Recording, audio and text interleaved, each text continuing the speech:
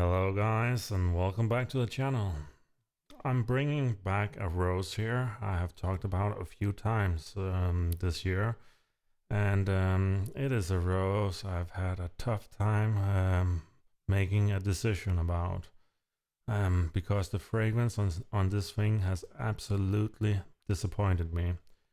Now, what disappointed me about the fragrance? Well, it has this scent to it, when you have left kind of your cutlings or your plants little bit too long in water, and something is starting to go over, or when you take these hyacinths or these tulips and pluck them just when they have started to go over, or narcissus if you like. It has this quality to it, so even though it does have a scent, it has not been a pleasant scent in that way. But one thing I will mention though, and a real redeeming point about this rose, I think, is when you look past the fragrance and you start to evaluate this rose just on health and flowering. As you can see here, the leaves are so healthy. You can see these large blooms with frilled edges that just look gorgeous. And even better, it wants to bloom a lot.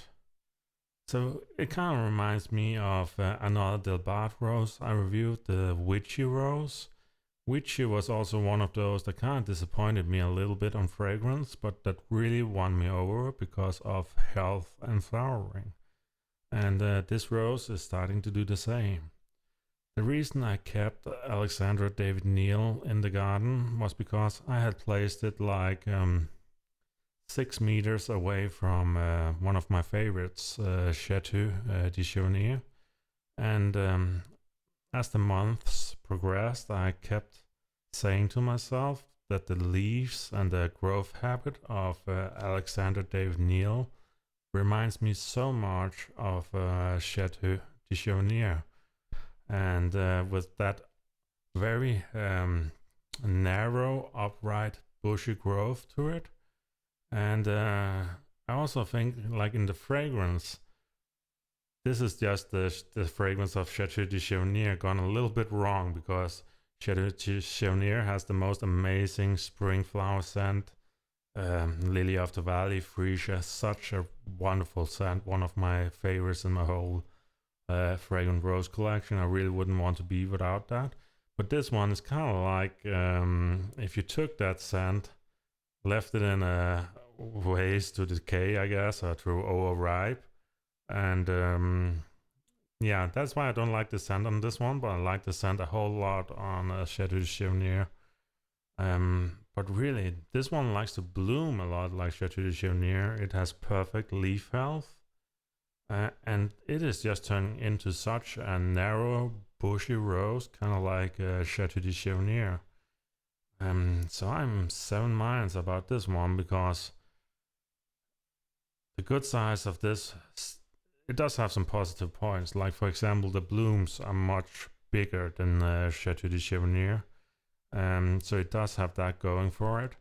They're much more impressive with these frilled edges. Don't get me wrong, Chateau de Chaunier also looks pretty. It has this ranunculus shape to it, this very beautiful tiny cupped shape to it, and it has the kind of color progression like Julia Child has, where it goes from these more white yellow to these more deep yellows. So I really like that one on the flower also, but the blooms on Alexandra David Neel are much bigger, much more impressive in size.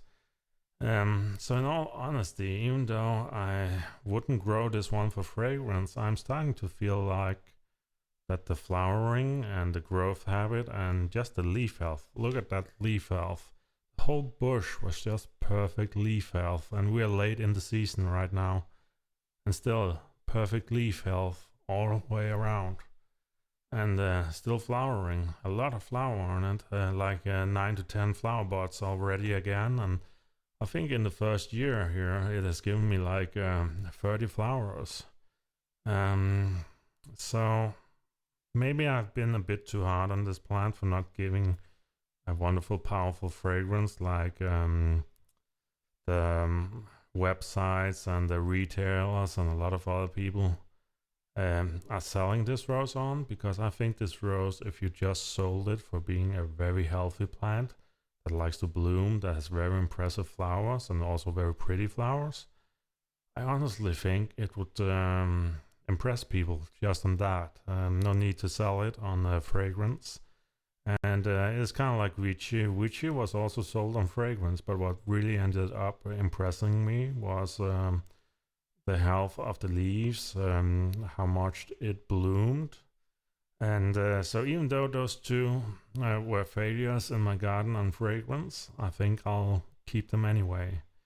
And as I said, Alexandra David Neel. Just look at that flower here. Frilled edges. Look at those leaves. So healthy.